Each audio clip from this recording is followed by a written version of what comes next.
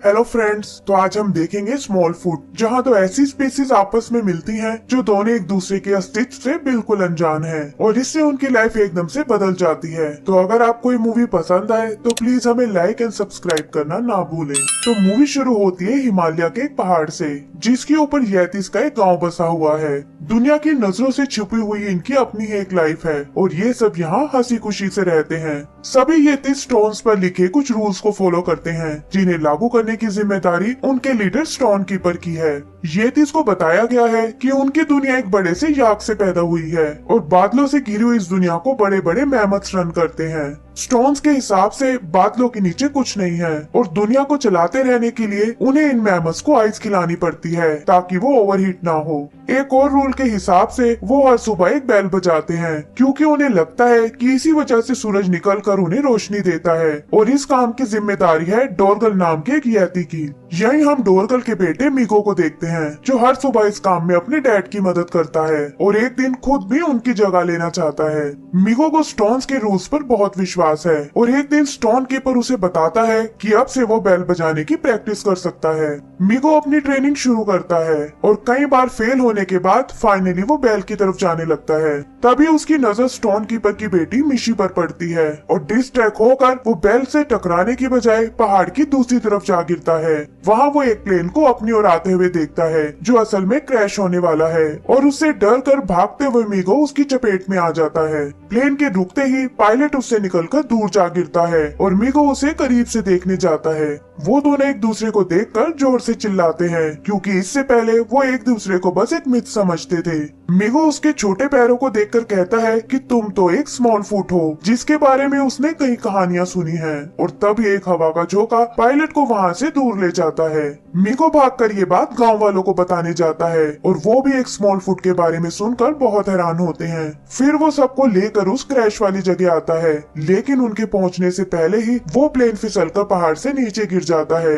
मीको उन्हें यकीन दिलाने की कोशिश करता है और तभी स्टोन कीपर अपने बेटे थॉर्प के साथ वहाँ आता है। वो सबको बताता है कि शायद मीको को कोई धोखा हुआ है, क्योंकि स्टोन्स के मुताबिक स्मॉल फुट नाम की कोई प्रजाति नहीं है। मीको अपनी बात पर अड़ा रहता है और मिशी भी अपने डैड से कहती है कि हो सकता है कि मीको सही कह रहा हो, लेकिन स्टोन कीपर उन्हें कहता है कि ये सिर्फ मीको का एक वहम है और उसने जरूर किसी याक को देखा होगा, और गांव वाले भी उसकी बात मान जाते हैं। मीको के डैड भी उसे समझाते हैं, लेकिन वो अपनी बात से पीछे हटने को बिल्कुल तैयार नहीं होता और ये देखकर स्टोन कीपर कहता है कि शायद तुमने स्टोन्स पर विश्वास करना बंद कर दिया है। वो गुस्से में उसे गांव से बैनिश कर देता है और कहता है कि जब तक तुम सच नहीं बताओगे तब तक तुम्हें यहाँ रहने का कोई हक नहीं है। उसके डैड भी उसकी कोई हेल्प नहीं कर पाते और वो हिमालय की सर्द वादियों में चला जाता है। दूसरी तरफ हिमालय के नीचे हम एक पर्सी नाम के आदमी को देखते हैं, जो वाइल्ड लाइफ पर डॉक्यूमेंट्रीज बनाता है। पता चलता है कि पिछले कुछ टाइम से उसकी शो की रेटिंग नीचे जा रही है और उसकी असिस्टेंट ब्रिंडा उसे कुछ नई खोज करने को कहती है। तभी वो पायलट वहाँ आता है और उसे बताता है कि कैसे क्रैश के बाद उसका सामना एक येती से हुआ था। पर्सी को उसकी बातें इंटरेस्टिंग लगती हैं और वो पूरी स्टोरी जानने के लिए उसे अपने होटल में ले जाता है। इधर मीको का सामना अपने ही गांव के कुछ दूसरे येती से होता है, जो उसे लेकर अपनी एक खुफिया अड्डे पर आते हैं। पता चलता है कि वो सब एक ऐसे ग्रुप से हैं जो खुद भी स्मॉल फुट में यकीन रखते हैं और उनका लीडर कोई और नहीं बल्कि खुद मिशी ही है। मिशी उसे इंसानों की कुछ चीजें दिखाती है और बताती है कि कैसे वो छुपकर स्मॉल फुट को ढूंढने की कोशिश कर रहे हैं। वो उसे एक जूता दिखाकर उसे घटना को याद करने को कहते हैं और मीको उन्हें बताता है कि स्मॉल फुट पहाड़ी से नीचे की ओर गया था। ये सुनकर मिशी समझ जाती है कि उसका अंदाजा सही था और उनके पहाड़ के नीचे भी एक दुनिया बसी हुई है।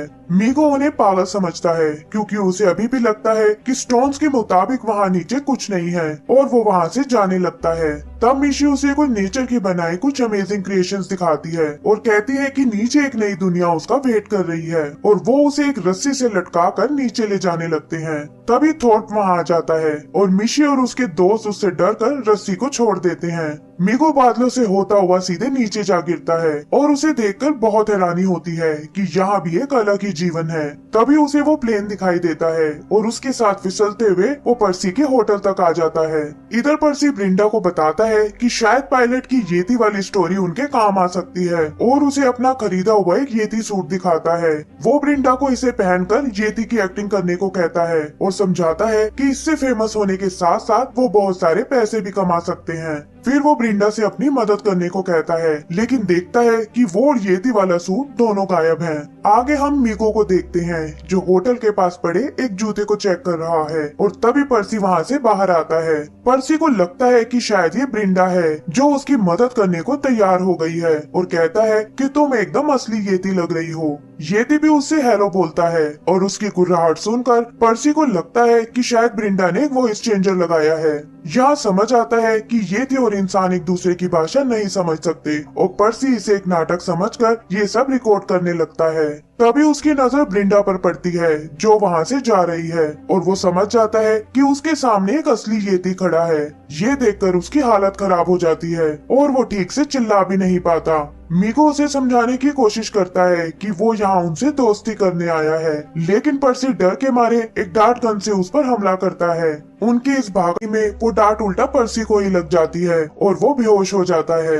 मीको उसे जगाने की कोशिश करता है, लेकिन जब वो नहीं उठता तो उसे एक स्लीपिंग बैग में बांधकर अपने साथ ले जाता है। वापस गांव जाते हुए उनका सामना एक तूफान से होता है और वो फिसलते हुए गुफा में आ गिरते हैं। यहाँ मीको देखता है कि पर्सी ठंड से जम चुका है और उसके शरीर को गर्म करने के लिए वो उसे एक आग पर उल्टा लटका देता है। पर्सी की आंख खुलती है और उसे लगता है कि शायद येती उसे पकाकर खाने वाला है। तभी रस्सी जलने से वो आजाद हो जाता है और रिकॉर्डिंग में दिखता है कि एक येती उसे खाने की तैयारी कर रहा है। वो तुरंत इस वीडियो को ब्रिंडा को भेजता है, लेकिन देखता है कि इसे अपलोड होने में करीब 28 घंटे लगेंगे और तभी उसके सामने एक भालू आ जाता है। मीको उस भालू को समझाता है कि वो लोग गलती से यहाँ आ गए हैं और साथ ही पर्सी को वहाँ से भागने को कहता है। फिर वो खुद भी उसके साथ बाहर भागता है जहाँ रास्ते में एक ट्रैप लगा हुआ है और गुफा से निकलते ही पर्सी को उसकी चीख सुनाई देती है। वो कंफ्यूज हो जाता है कि वापस होटल में जाए या फिर येती की मदद करे और फिर ये सोचकर अंदर चला जाता है कि उसने भी भालू से मेरी जान बचाई थी। अंदर वो उसका ट्रैप हटाकर उसकी बैंडेज करता है और देखता है कि येती इशारों में उससे कुछ कह रहा है। वो समझ जाता है कि ये मुझे कहीं ले जाना चाहता है और कुछ सोचकर उसकी बात मान जाता है। मीको उसे लेकर अपने गांव की तरफ जाता है जहां उसके डैड अकेले ही बैल बजाने की कोशिश कर रहे हैं और वो देखते हैं कि उसकी बैल से टकराए बिना भी सूरज उग रहा है और उसे भी स्टोन्स के रूल्स पर शक हो जाता है। इधर मिशी भी मीको की मदद करने के लिए नीचे जाने की तैयारी करती है, लेकिन तभी वो देखते हैं कि मीको वापस आ गया है। मीको उन्हें पर्सी से मिलवाता है और वो पहली बार एक इंसान को देखकर बहुत खुश होते हैं। फिर वो सब उसे लेकर अपने गांव में आते हैं जहां मीको बाकी येतीस को पर्सी से मिलवाता है। येतीस भी ये देखकर बहुत हैरान होते हैं और पर्सी भी अपने चैनल के लिए ये सब रिकॉर्ड करने लगता है। तभी वहाँ स्टोन कीपर आता है और सबको बताता है कि ये शायद एक याक है और वो जल्दी ही स्टोन से इसका पूरा सच निकलवा लेगा। मीको अपने डैड से मिलता है जो उसे बताते हैं कि शायद वो सही था और स्टोन्स के रूल झूठे हैं। ये सुनकर मीको कहता है कि एक नया बदलाव उनका वेट कर रहा है और उनकी दुनिया बदलने वाली है।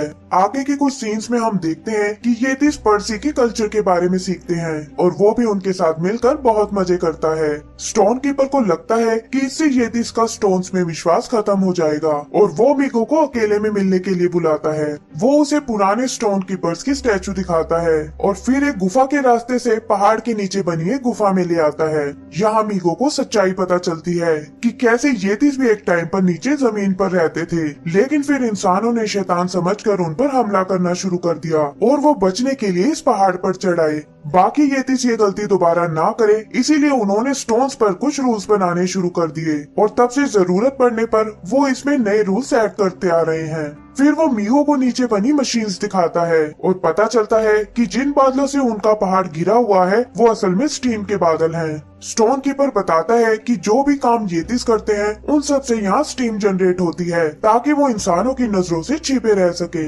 वो उसे बताता है कि इंसान कभी हमारे दोस्त नहीं बन सकते और मीको भी उसकी बातों पर यकीन कर लेता है क्योंकि पहली बार मिलने पर पर्सी ने भी उसे मारने की कोशिश की थी। इधर मिशी दीवार पर ड्राइंग बनाकर पर्सी से बात करने की कोशिश करती है और तभी मीगो वहाँ आता है। उस ड्राइंग पर बने इंसान देखकर लगता है कि शायद पर्सी अपने लोगों के साथ मिलकर उन पर हमला करने वाला है और वो उसे उठाकर बाहर ले आता है। वहाँ वो और स्टोन कीपर सबको बताते हैं कि पर्सी असल में याक की एक ऐसी प्रजाति है जिसके बाल नहीं होते और स्टोन कीपर एक नए बनाए स्टोन को दिखाकर उन्हें यकीन दिलाता है। मिशी और उसके दोस्त सबको सच बताने को कहते हैं, लेकिन मीगो उन्हें पागल और अंधविश्वास बोलकर सबको स्टोन में विश्वास रखने को कहता है। अगली सुबह वो अपने डैड के साथ बैल बजाने के लिए तैयार होता है, लेकिन वो उसे समझाते हैं कि उसे सच का साथ देना चाहिए और उस गुलेल से उसे सीधा मिशी के रूम में भेज देते हैं। स्टोन कीपर भी वहाँ आता है और दीवार पर बनी ड्राइंग देखकर वो समझ जाता है कि मिशी पर्सी को वापस नीचे छोड़ने गई है। मीगो तुरंत उसके दोस्तों के पास जाता है और उन्हें सॉरी बोलने के बाद वो सभी उसे ढूंढने नीचे आ जाते हैं। इधर हम मिशी को देखते हैं जो पर्सी को लेकर उसके होटल के बजाय काठमांडू सिटी में आ जाती है और उसे एक लाइट के नीचे लिटाकर वहाँ से चली जाती है। जल्दी ही पर्सी जाग जाता है और देखता है कि मिशी नीचे सिटी में घूम रही है। वो उसे ढूंढने नीचे आता है जहाँ ब्रिंडा उससे टकराती है। वो उसे बताती है कि मैंने तुम्हारी वीडियो को इंटरनेट पर अपलोड कर दिया था और उसके वायरल होने से अब तुम बहुत फेमस हो चुके हो। इधर मिशी को सिटी बहुत पसंद आती है और घूमते हुए वो लोगों की नजरों में आ जाती है। उसे देखकर लोग घबरा जाते हैं और इसी हड़बड़ी में एक पटाखे की फैक्ट्री में आग लग जाती है। उधर उसके दोस्त उसे होटल में ढूंढते हैं, लेकिन आतिशबाजी देखकर समझ जाते हैं कि वो सिटी में है। पुलिस भी मिशी को पकड़ने की कोशिश करती है और उनसे बचकर भागते हुए वो अपने दोस्तों तक पहुंच जाती है। वहाँ मीगो उसे कुछ पेंटिंग्स दिखाता है जिसमें इंसान येतीस पर हमला कर रहे हैं और बताता है कि इसीलिए उसने सबसे झूठ बोला था। तभी मिशी को एक और पेंटिंग दिखती है जिसमें एक येती इंसान को मार रहा है और वो समझ जाती है कि इंसान उन्हें मॉन्स्टर समझते हैं। आगे हम उन्हें इंसानों से बचकर भागते हुए देखते हैं और वो सिटी से निकलकर पहाड़ों में आ जाते हैं। एक जगह आकर वो फंस जाते हैं और इससे पहले कि वो उन्हें पकड़ पाए स्टोन कीपर वहाँ आकर उन्हें बचा लेता है। तभी वो कुछ और इंसानों को आते हुए देखते हैं और मीगो उन्हें आगे जाने को कहकर इंसानों को दूसरी ओर ले जाता है। भागते हुए उसे पर्सी मिलता है जो एक डार्ट गन से उसे शूट कर देता है। तभी बाकी इंसान भी वहाँ आ जाते हैं और येती को भागते हुए देखते हैं। जल्दी ही येती पकड़ा जाता है, लेकिन वो देखते हैं कि येती के कपड़ों में पर्सी है और पता चलता है कि ये सब पर्सी ने मीगो को बचाने के लिए किया है। पुलिस झूठी अफवाह फैलाने के जुर्म में पर्सी को अरेस्ट कर लेती है, लेकिन वो मीगो और उसके दोस्तों को सेफ देखकर बहुत खुश होता है। आगे हम देखते हैं कि मीगो अपने गांव वालों को सारी सच्चाई बता देता है और कहता है कि शायद हमें इंसानों से छुपकर नहीं बल्कि उनके साथ रहना चाहिए। फिर वो स्टीम बनाने वाली मशीन को ऑफ कर देते हैं और ये देश नीचे बनी उस दुनिया को देखकर बहुत खुश होते हैं। आगे वो लोग इंसानों से मिलने नीचे आते हैं जहाँ पर्सी और ब्रिंडा के साथ साथ बाकी इंसान भी उन्हें अपना बना लेते हैं। एंड सीन में हम उन्हें एक साथ सेल्फी खींचते हुए देखते हैं और इसी के साथ हमारी मूवी खत्म हो जाती है। तो दोस्तों, अगर आपको ये मूवी पसंद आई हो तो प्लीज हमें लाइक एंड सब्सक्राइब करना ना भूलें। Thank you.